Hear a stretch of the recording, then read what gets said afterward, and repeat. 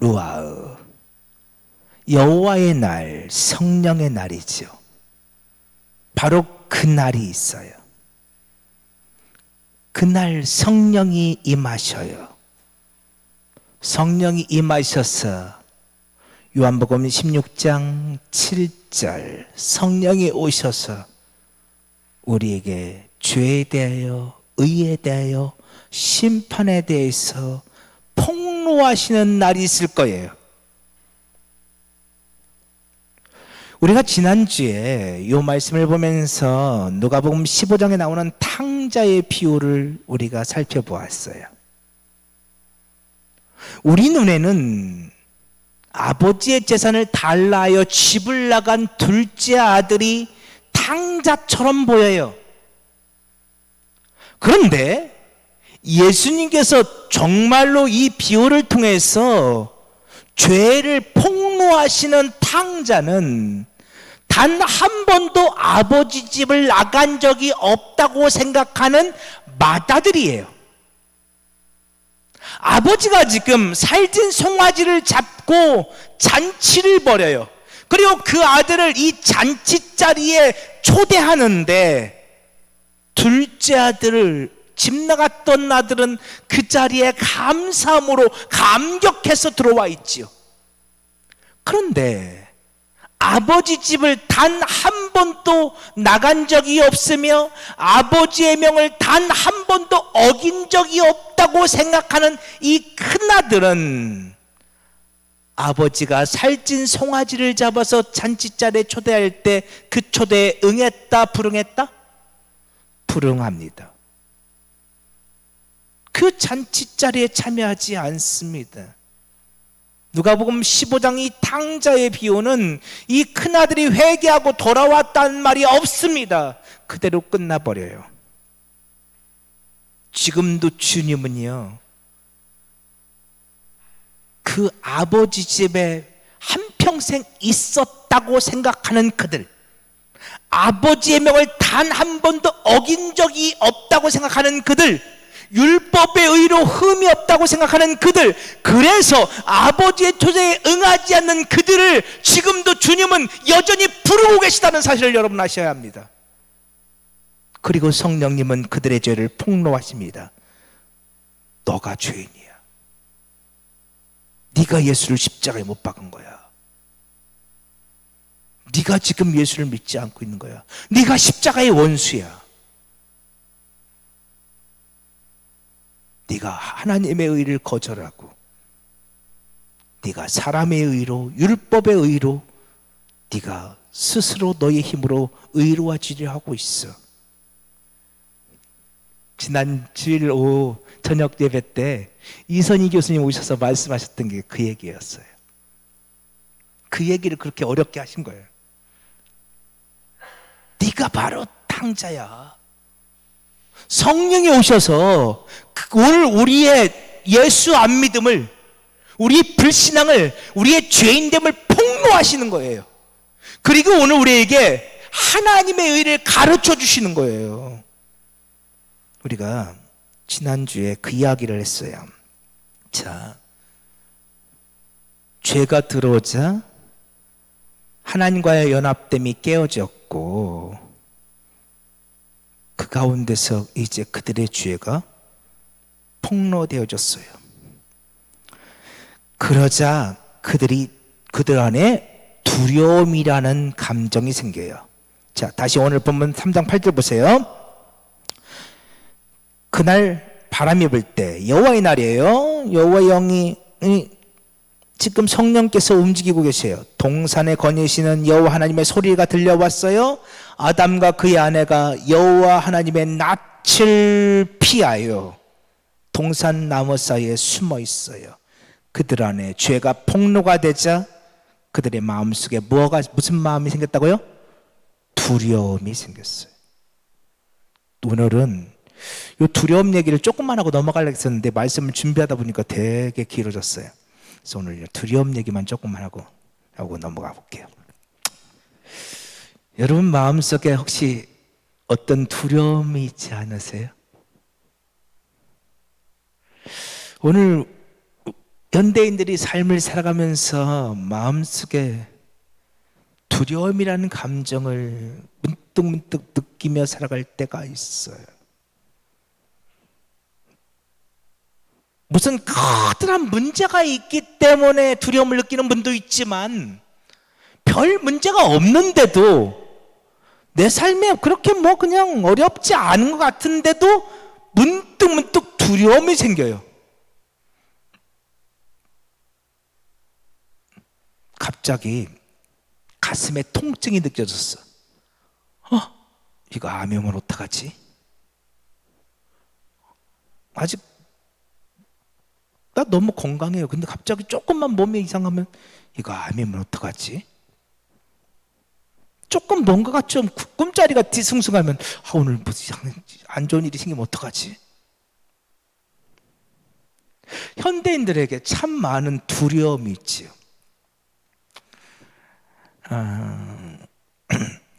이건 좀 재미있으라고 하는 얘기인데요. 웃어주세요, 제발.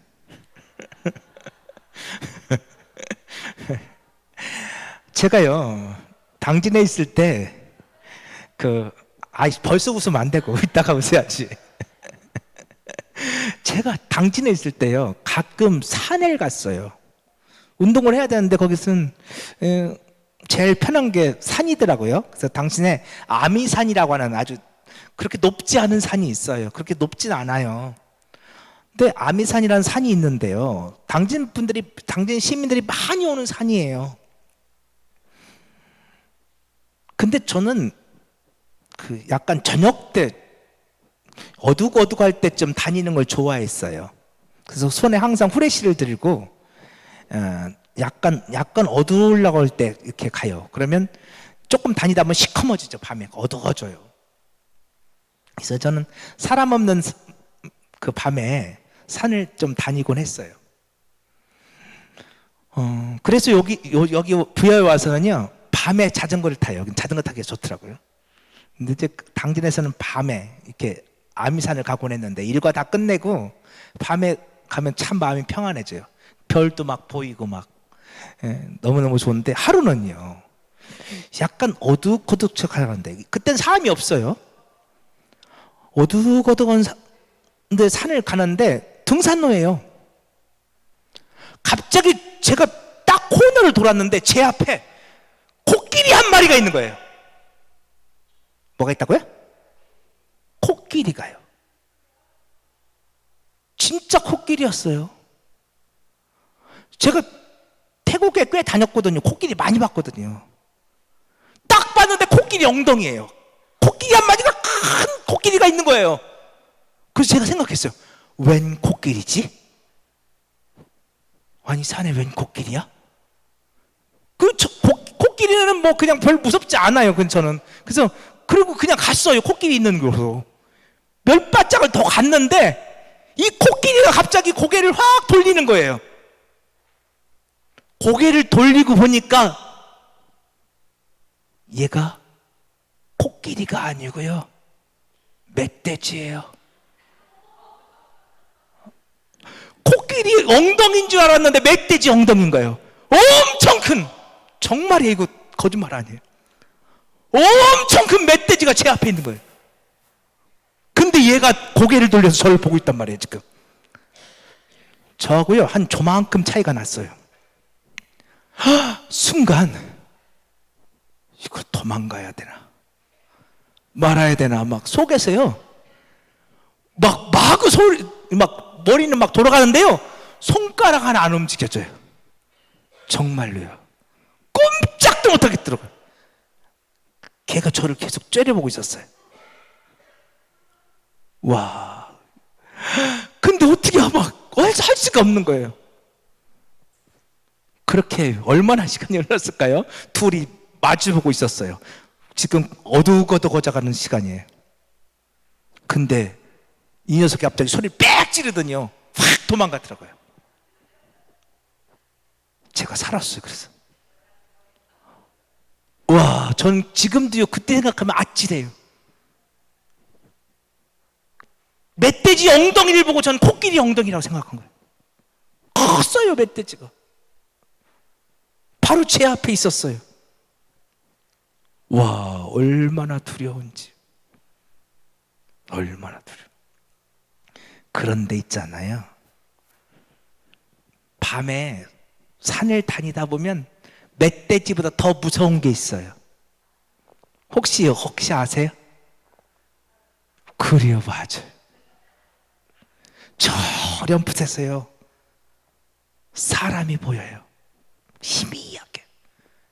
그러면 그 순간부터요, 저도 그 사람한테는 그렇게 보일, 그렇죠? 가슴이 콩닥콩닥해.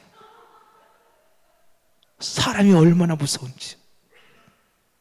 그 사람이 나한테 무슨 해코지 하는 사람 아니에요. 그 사람도 낮에 무슨 일과를 마치고 좀 늦은 밤에 산에 오는 등산객이에요. 운동하러 온 분이에요. 거기 사람들 많이 다니는 곳이라니까요. 물론 밤엔 사람이 좀 없긴 하지만. 근데 사람하고 마주쳤을 때 얼마나 무서운지 몰라요. 여러분, 그죠? 오늘 우리들이 인생의 길을 걸어가다가 딱 누군가를 마주치고 또 무슨 일인가를 경험하게 되었을 때 오늘 우리 안에 두려움이 찾아와요. 우리 인생의 멧돼지들, 우리 인생의 성난 사자들. 그런데 어떤 경우에는 아무 일도 생기지 않았는데도 불구하고 두려워요. 자, 마태복음 10장 한번 찾아볼래요? 저는 예전에 이 말씀이 참 이해가 안 됐어요. 마태복음 10장 16절 한번 보세요.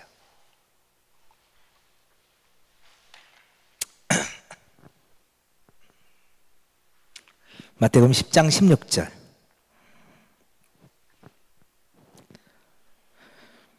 보라, 내가 너희를 보냄이 양을 이리 가운데 보냄과 같도다. 그러므로 너희는 뱀같이 지혜롭고 비둘기같이 순결하라. 뱀같이 지혜롭고 비둘기같이 순결하라는 말은 무슨 말씀인지 나중에 말씀드릴게요. 자, 오늘 보세요. 지금 예수님께서 제자들을 파송하시면서 말씀하시는 거예요. 내가 너희를 보냄이 양을 이리 가운데로 보냄과 같대요. 여러분, 이 말씀 이해가 돼요? 양을 이리 가운데 보내면 어떻게 될까요? 네? 잡아먹히죠, 그렇죠? 양은 이리의 밥이에요. 이리와 싸워서 이기는 양은 없어요. 백전백패예요. 근데 예수님께서 당신의 제자들을 보내시면서 내가 너희를 보내는 것이 마치 양을 이리 가운데 보낸 것 같대요. 여러분, 이 말씀이 이해가 되세요? 아니, 왜 예수님이 당신의 제자들을, 아니 세상에 이리가 득실득실 하잖아? 그러면 예수님께서 당신의 제자들을 사자로 만들어주시면 얼마나 좋아. 그럼 이리 정도야, 그치? 호랑이 어때요? 하마, 코끼리, 기린, 곰, 아니 이런 맹수들로 만들어주시고 보내면 이리 정도야 뭐, 그쵸? 근데 왜 양이냐고요? 왜 아무 힘도 없는 양이냐고요? 예수님이 그러니까 나는 너희를 저 이리가 득실득실대는 세상에 양으로 보낸다. 그러니 얼마나 두려워요. 그래서 17절 보세요. 17절. 사람들을 삼가라. 그들이 너희를 공회에 넘겨주겠고 그들의 회당에서 채찍질하리라. 또 너희가 나로 말미암아 총들끌과 임금들 앞에 끌려가려니 이는 그들과 이방인들에게 증거가 되게 하려 하심이라. 그들이 예수님의 제자들을 공회에 넘겨줄 거래요. 회당에서 채찍질할 것이래요. 예수님 때문에 총독들과 임금들 앞에 끌려가서 수치와 모욕을 당할 거래요. 22절 보세요. 22절. 또 너희가 내 이름으로 말미암아 모든 사람에게 미움을 받을 것이나. 모든 사람에게 미움을 받는데요. 왜 이래요? 이리가 득실득실거리는 세상에 왜 양으로 보내서 왜 사람들에게 미움을 당하고 채찍질을 당하고 고난을 받게 만들어요? 왜 핍박을 당하게 만들고 왜 아픔을 당하게 만들어요?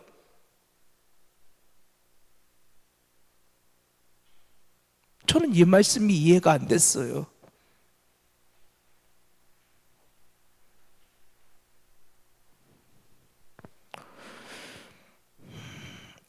그죠? 그래서 여러분, 오늘 우리들이 믿음의 길을 걸어가는 것, 그래서 두렵고 떨려요. 그런데 28절 보세요. 28절.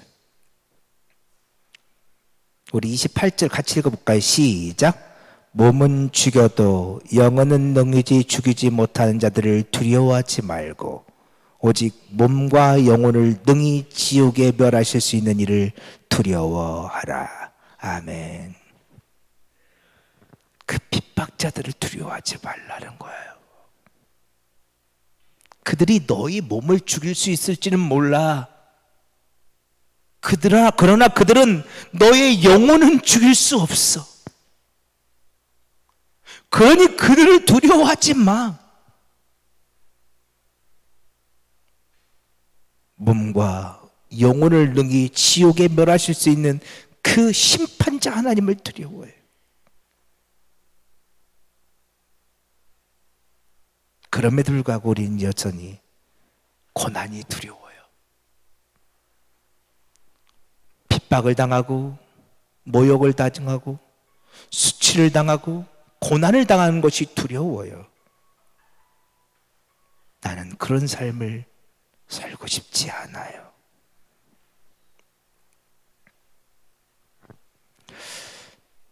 그래서 오늘 우리는 이 두려움이라는 감정과 계속해서 싸움을 싸우고 있죠. 그리고 많은 분들이 이 두려움의 감정에 끌려다녀요. 그래서 오늘 또 어떤 것인가에 대해서 마음속에 은근한 불안과 두려움을 갖고 삶을 살아가고 있어. 그런데 창세기 오늘 3장에서 가르쳐주는 오늘 우리들이 왜 그런 두려움을 갖게 되었느냐? 하나님과 하나 되었던 오늘 우리들, 하나님과 한 몸 되었던 오늘 우리들이 죄로 말미암아 그 하나님과 하나됨이 끊어짐으로 말미암아 하나님과의 연합이 파괴됨으로 말미암아 오늘 우리 안에 두려움이 생겼다고 가르쳐 주시는 거예요. 그러면 답은 간단하죠. 그럼 우리가 어떻게 하면 이 두려움을 이길 수 있어요?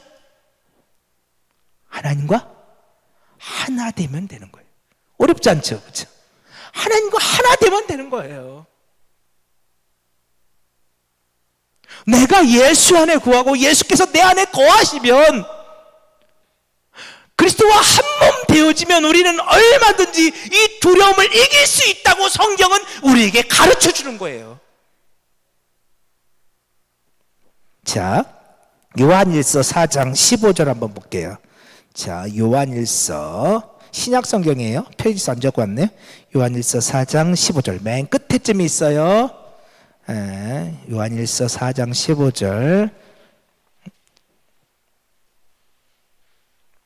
자,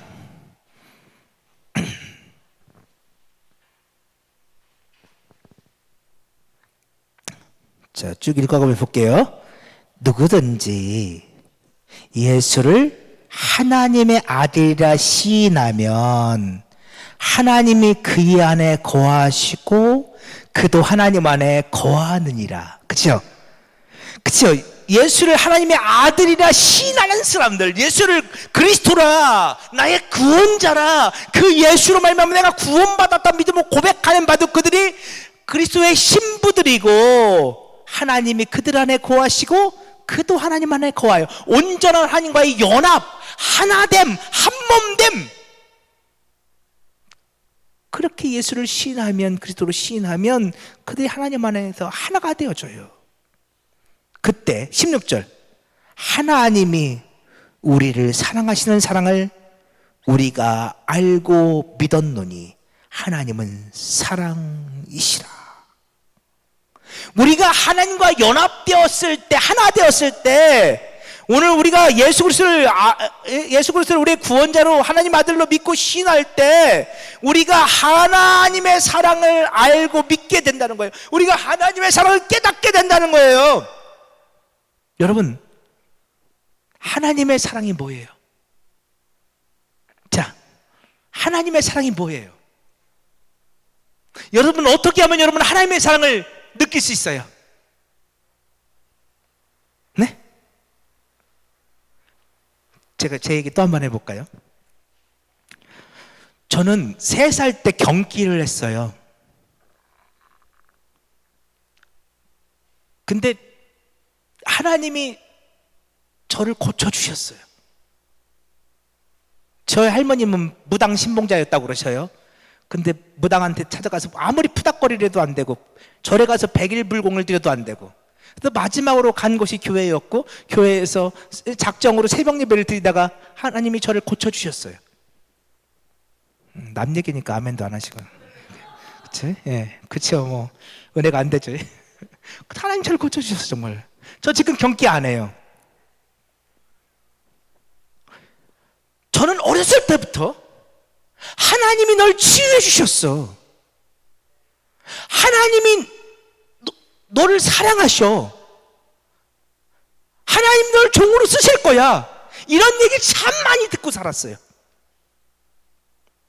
그리고 놀랍게도 저는 어렸을 때부터 하나님이 계신 것은 믿어졌어요.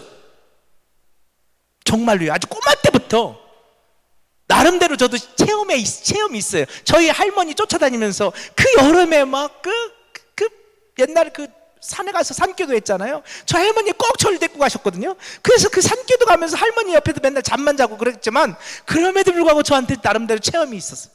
그래서 하나님이 살아계신 건 저는 한 번도 의심해 본 적이 없어요. 저는 하나님이 살아계시다는 걸 믿었어요. 근데요, 제가 그리고 중학교 3학년 때 예수님을 만났어요. 그리고 저희 어머니 기도에 아멘해서 신학교 가겠다고 했어요. 하나님의 종이 되겠다고, 목사가 되겠노라고 고백했어요. 그리고 저는 정말로 고등학교 3년은요 전 불덩어리였어요. 정말로 사도 바울이 자기는 율법으로는 흠이 없는 자라고 고백했던, 저는 그 정도는 아니고요. 저는 그렇지는 않고 나름대로 제 인생 가운데 가장 뜨거웠던 시기가 고등학교 때였어요. 제 책가방에는 항상 성경책이 있었고, 학교 가면 제일 먼저 성경을 읽었고, 쉬는 시간에도 성경을 읽었고, 친구들에게 전도했고, 나는 늘 그때 막 찬양하다 주님 만나서 그때 뭐 늘 책가방에는 카세트 차장 테이프가 있었고, 다른 친구들 유행가 들을 때요. 그러니까 제가 고등학교 3학년 됐는데 당진 동지방 그 학생연합회가 있었어요. 그 당시에 학생연합회가 잘 됐거든요. 저 연합회장 시켜주시더라고요. 그래서 제가 당진 동지방 학생연합회장을 했어요. 그리고 그때 처음으로 당진에 가면요 난지도라는 섬이 있어요. 당진 제가 목회했던 그 동네 바로 옆에 바다 건너가면 난지도라는 섬이 있어요. 서울에 있는 쓰레기섬 난지도 말고요, 서해안에 난지도라는 섬이 있는데요, 거기서 여름방학 때 학생부 수련회를, 당진동지방 수련회를 거기서 하기로 했었어요. 그리고 제가 고3인데도 불구하고 저는 저희 임원들과 함께 매주 금요일마다 지방교회들 돌아다니면서 거기 있는 교회 아이들과 함께 기도회를 했어요. 그 수련회를 위해서 목사님께 말씀 전해달라고 부탁드리고, 그리고 학생들 모여가지고 매주 금요일마다 같이 기도해야 하고, 또 목사님 들고 이 수련회 상의 드리고, 물론 목사님들이 하시는 일이었지만 그래도 학생연합회 회장으로서 나름대로 최선을 다해서 준비했던 것 같아요. 그리고 마침내 수련회 가는 그날 결국 태풍이 오고 말았죠. 그리고 섬에서 계획했던 그 수련회는 처참한 실패로 끝나고 말았어요. 이제 그 얘기가 좀 길어요. 근데 정말로 처참한 실패로 끝나고 말았어요. 그때 제가 하나님 앞에 반기를 들기 시작했어요. 고등학교 3학년 동안 정말 뜨겁게 고등학교 3학년 동안 신앙생활을 했던 저였는데, 하나님, 당신 정말 저를 사랑하십니까? 난 당신의 사랑을 믿지 못하겠습니다. 저는 당신이 저를 사랑하신다는 것, 저는 믿을 수 없습니다. 제가 했던 기도예요. 아니요, 하나님과 싸움을 싸웠어요. 너무너무 그 당시에 제가 많이 힘들어했고요. 낙심해 있었고, 제가 얼마나 힘들었느냐면요, 저희 학교 옆에 그 교회가 있었거든요. 그 교회가 학교에서 멀지 않았는데, 저희 담임 목사님이 저 신학교 갈 거라고 저 되게 위해서 기도 많이 해주셨거든요. 하도 안 되겠으니까 저 얼굴 나중에 보시더니 사택으로 들어오라고 하셔서, 제 고등학교 2학년 때, 아니 3학년 2학기 때는 사택에서 학교를 다녔어요. 목사님 사택에서. 근데 정말로 많이 실망했고요. 그래서 정말로 하나님 앞에 원망했어요. 하나님 저를 사랑하지 않는다고요. 어떻게 하나님께서 저를 만나주신지는 다음에, 오늘 시간이 많이 걸리니까 다음에 할게요. 그때 하나님이 저를 다시 만나주셨어요. 아마 만나주시지 않았더라면 저는 지금 이 자리에 있지 않을지도 몰라요. 여러분, 제가 드리고 싶은 말은요, 오늘 여러분 안에도요, 여러분이 원하는 어떤 것이 충족되지 않았을 때, 여러분이 기대하는 어떤 일들이 이루어지지 않았을 때, 아니, 여러분이 두렵게 여기는 일들이 발생했을 때, 여러분 안에서 이런 고백이 터져 나올 수 있다는 거예요. 하나님은 저를 사랑하지 않는군요. 하나님이 저를 사랑하신다면 어떻게 이런 일이 일어날 수 있겠습니까? 하나님이 저를 사랑하신다는데 어떻게 제가 암에 걸릴 수 있습니까? 하나님이 저를 사랑하신다는데 어떻게 제가 그렇게 날마다 새벽마다 나와서 눈물로 기도하며 작정 기도하며 하나님 이 일만큼은 제발 되게 해주시옵소서 기도했던 그 일이 어떻게 그렇게 실패로 끝날 수 있습니까? 하나님이 저를 사랑하시는데 어떻게 내 인생에 이런 큰 문제가 생길 수 있습니까? 우리는 내 인생에 어떤 문제가 닥쳐왔을 때 그 일이 내 뜻대로 잘 되어지면 하나님 날 사랑하시는구나. 근데 반대로 그 일이 내가 원하는 대로 되어지지 않았을 때는 고3 때의 저처럼 하나님은 저를 사랑하지 않으시는군요. 사랑한다면 어떻게 이런 일이 생길 수 있습니까? 라고 하나님 앞에 원망하고 불평할 건 하더라는 거예요. 그렇지 않습니까, 여러분? 자, 그러면 하나님의 사랑을 여러분의 삶에 생기는 어떤 일로 이해하고 받아들이는 것이 과연 옳을까요? 과연 성경은 하나님의 사랑은 무엇이라고 말하는 걸까요? 자, 요한일서 우리가 4장 보고 있었어요. 9절 보세요. 요한일서 4장 9절. 자, 4장 9절부터 10절 우리 같이 읽겠습니다. 시작. 하나님의 사랑이 우리에게 이렇게 나타난 바 되었으니 하나님이 자기의 독생자를 세상에 보내심은 그로 말미암아 우리를 살리려 하심이라. 사랑은 여기 있으니 우리가 하나님을 사랑한 것이 아니에요. 하나님이 우리를 사랑하사 우리 죄를 속하기 위하여 화목제물로 그 아들을 보내셨습니다. 아멘.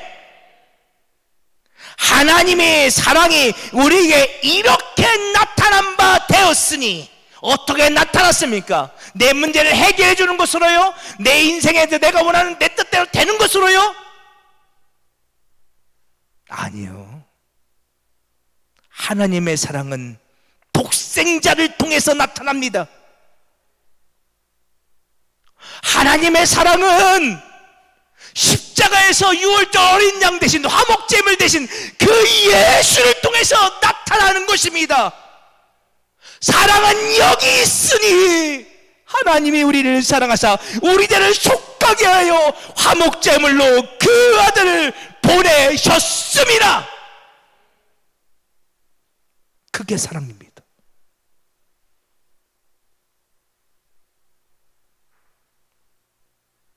성령님이 이 시간 여러분을 만져주시기 원합니다. 그래서 예수가 하나님의 사랑으로 고백되기를 축복합니다.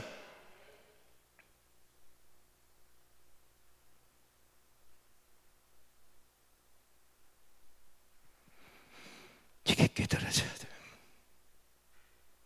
내가 그 예수로 말미암아 나 같은 죄인이 성령이 오셔서 내 죄를 폭로하는데, 그런데 놀랍게도 예수께서 그런 나를 사랑하신대. 그래서 나를 위해서 십자가에서 죽어주셨대. 하나님의 사랑은 그렇게 나타나는 겁니다, 여러분.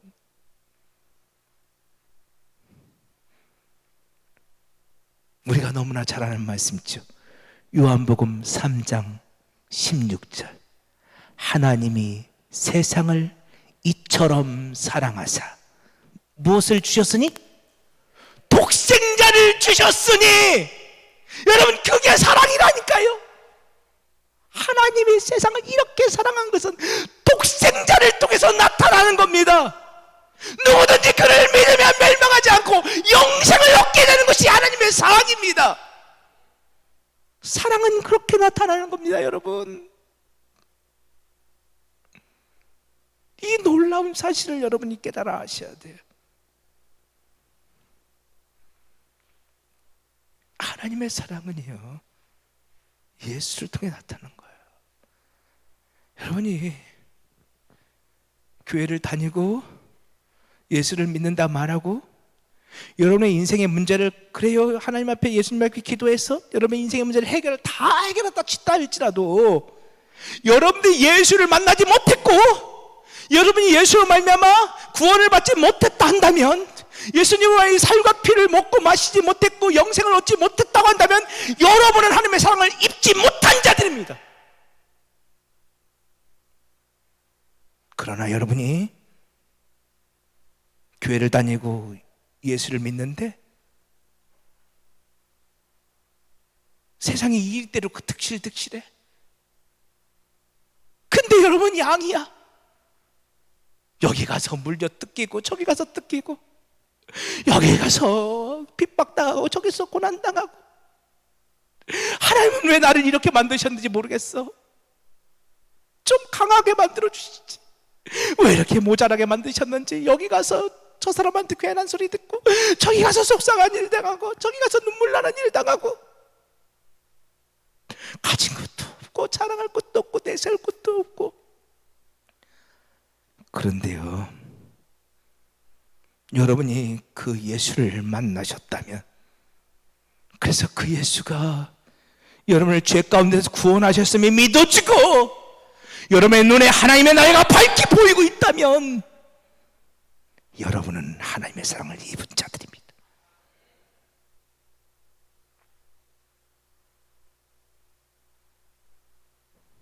오늘 여러분 가운데 이 놀라운 은혜가 있기를 간절히 축복합니다. 그래서 요한일서 4장 17절 다시 보세요. 4장 17절. 이로써 사랑이 우리에게 온전히 이루어진 것은 우리로 심판날에 담대함을 가지게 하려 함이니 주께서 그러하신 것 같이 우리도 이 세상에서 그러하니라. 아멘. 자, 이로써 사랑이 우리에게 온전히 이루어졌어요. 여러분, 이미 그 주님의, 우리는 하나님의 사랑을 받은 자들이에요. 아무것도 없어. 일 가운데 양이야. 여기 지키고 저기 지키고, 여기서 속상한 일 당하고 여기서 아픔 당하고, 세상에서 보잘것없는 자처럼 보여. 그런데 나는 이미 하나님의 사랑을 받은 자야. 그 예수를 말하면 나는 이미 구원받았어. 내가 구원받았음에 믿어줘. 그래서 이로써 사랑이 우리에게 온전히 이루어진 것은 이미 이루어졌어. 그것도 온전히. 그래서 우리는 이제 그 예수면 단 충분해. 나는 그 예수 한 분이면 만족해. 나는 사랑받은 자야. 여러분 중에 성도예요. 예수 한 분으로 만족한 사람들. 예수가 나한테 뭘 주시지 않아도 돼. 나는 이미 그 예수로 만족해.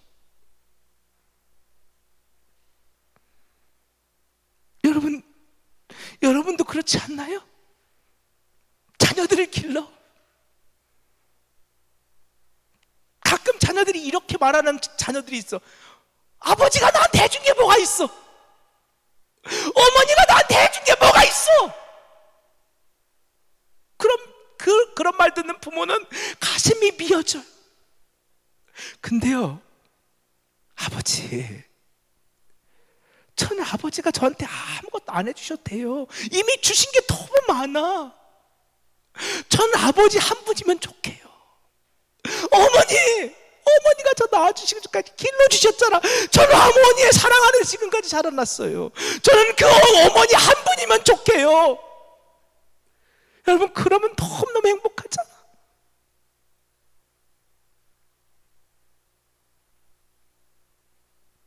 하나님도 마찬가지. 단 당신이면 만족합니다. 단 당신으로 행복합니다. 단 예수면 충분합니다. 그 예수가 나한테 뭘 해줘서 내가 그 사랑을 느끼는 게 아니야. 이미 나는 그 예수님으로 말미암아 이미 구원을 받았어. 그 사랑이 나한테 온전히 이루어졌음이 믿어져. 그러니 뭐 다른 것들 다 나한테는 중요하지 않아요. 예수로 행복하고 예수로 만족하고. 근데 그 하나님의 그 사랑이 나를 심판날에 어떻게 해요? 담대하게 만들어요. 두렵지 않게 만들어요. 여러분, 이게 이 심판날이라는 것이 많은 날이 아니에요. 원수마귀는 지금도 여러분을 찾아와서 참소를 한단 말이에요. 마귀가 저를 찾아와서 뭐라고 한다고요? 야, 김남현 목사, 네가 그러고도 목사냐? 저는요, 날마다 그런 얘기 들어요. 야, 네가 그러고도 목사야? 야, 참 뻔뻔하다 너. 야, 네가 그러고도 어떻게 거룩한 척 강대상에 올라가서 설교를 할 수 있니? 저를 얼마나 정죄하는지 몰라요. 여러분은 안 그래요? 야, 네가 그러고도 장로야? 네가 그러고도 권사야? 네가 그러고도 부여제일 감리교회 성도야? 야, 네가 그러고도 예수를 믿고 네가 그러고도 구원받았다고 말해? 야, 너 참 가식적이구나. 그런데 그 하나님의 사랑이 오늘 원수마귀가 오늘 우리를 그렇게 발가벗길 때 그 사랑이 오늘 우리를 담대케 한다고요. 맞아, 나는 죄인이야. 맞아, 난 더럽고 죄. 그런데 마귀야, 하나님은 그거 다 아시면서도 나 사랑한다고 하셔. 나를 위해서 십자가에서 죽어주셨어. 지금도 그 사랑이 내 안에 있어. 아멘. 요 말씀만 하고, 요 말씀만, 제가 아직 원고가 많이 남았는데요, 그냥 건너뛰고요, 요 말씀만 하나 찾아보고 마칠게요. 자, 고린도후서 4장 한번 찾아보세요. 고린도서 4장 7절.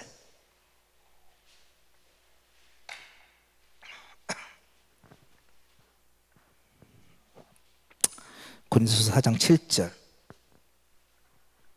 자, 우리 같이 읽어보고 시작. 우리가 이 보배를 질그릇에 가졌으니 이는 심히 큰 능력은 하나님께 있고 우리에게 있지 아니함을 알게 하려 함이라. 아멘. 여기서 두 가지 이해하셔야 돼요. 질그릇은 누구예요? 우리들이에요. 질그릇. 보배는 예수예요. 예수. 여러분, 자, 여기 도자기가 있어요. 잘 보세요. 이 도자기는 크게 두 종류로 나뉘어요. 하나는요, 전시용이 있어. 전시용. 고려청자 이조백자 전시용이 있어. 이 전시용은요, 가마에서 이 도자기를 꺼낼 때, 도공이 이미 도자기를 만들려고 엄청난 많은 시간과 노력을 한 거예요. 그래서 다 도자기가 구워져 나올 때 도공이요, 여기 작품이라고 여기다 모아두는 게 많을까요? 망치로 깨버리는 게 더 많을까요? 다 깨버려요. 몇백 개, 몇천 개의 작품이 있는데 다 깨버리고 한두 개 건져내는 거예요. 근데 여러분, 그거 알아요? 그거 우리들이 볼 때는 아까워 죽겠어. 멀쩡한데, 그치? 우리들 볼 때, 아니, 그걸 왜 깨? 그거 귀한 걸? 아니, 그걸 왜 깨는 거야? 전시용 작품은요, 도공이 볼 때 조금만한 흠집이 있어도 그냥 망치로 사정없이 내리쳐서 깨버려요. 그런데 이런 질그릇이 있는데요, 전시용이 아니라 실생활용이 있어. 실생활용. 그 실생활용은요, 쉽게 말하면 항아리 투걸이에요. 어떨까요? 조금 흠이 있어. 깨버릴까요? 아니, 그냥 다 쌓아놔. 좀 별거 아닌 것 같은데? 좀 찌그러지고 금 가고 그래도 쌓아놔. 여러분, 그거 알아요? 양은 냄비에 라면 끓여 드셔보셨어요? 여러분, 양은 냄비 어때요? 찌그러진 거 거기다 먹으면 더 맛있어. 아닌가요? 깨끗한 새 양은 냄비보다 오래된 찌그러진 냄비에 라면 끓여 먹는 게 더 맛있어. 옛날에는요, 저 어렸을 때는 땜쟁이 할아버지가 계셨어요. 그래서 소 뚫어진 거, 양은 냄비 뚫어진 거 땜쟁이 할아버지가 와서 떼어주셨어. 그리고 또 쓰는 거예요. 여러분, 질그릇이요, 실생활용품들은요, 다 금이 가고 구멍이 뚫리고 그래도 그냥 써요. 쓸만하니까. 그런데요, 이 질그릇에 보배가 담겨 있어요. 금이 가고 약간 이빨도 빠지고, 그런데 여기에 보배가 담겨 있어요. 그럼 이 그릇은 보배 그릇이 되는 거예요. 우리는 다 질그릇이에요. 흠도 많아요. 티도 많아요. 실금도 가 있어요. 아니, 어떤 곳은 이빨도 이만큼 빠져 있을지도 몰라요. 그런데 그 흠이 많은 그 질그릇에 예수라는 보배가 담겨 있어요. 원수마귀가 오늘 우리 보고 금 같다고, 이빨 빠졌다고, 흠 많다고 책을 잡는다고요? 천만의 말씀. 질그릇을 보면 흠을 잡을 수 있지만 그 안에 담긴 보배를 보면 흠을 잡을 수가 없어요. 이 보배를 질그릇에 가졌으니 이는 큰 능력이 하나님께 있고 우리에게 있지 아니함을 알게 하려 하심이라. 오늘 저와 여러분의 고백이 되기를 간절히 축복합니다. 능력은 우리에게 있지 않아요. 우린 질그릇이에요. 찌그러진 양은 냄비예요. 수없이 실금도가 있고 구멍 뚫린. 그런데 우리 안에 뭐가 있다고요? 내 안에 예수가 계셔요. 내가 예수 안에 있어요. 예수와 내가 하나예요. 한 몸이 되었고 연합되었어요. 내가 그분의 신부라고요. 그분은 나의 신랑이시라고요. 그러니 이제 나는 그 예수 안에서 두렵지 않아요. 오늘 저런 가운데 그 놀라운 믿음의 고백이 있기를 축복합니다.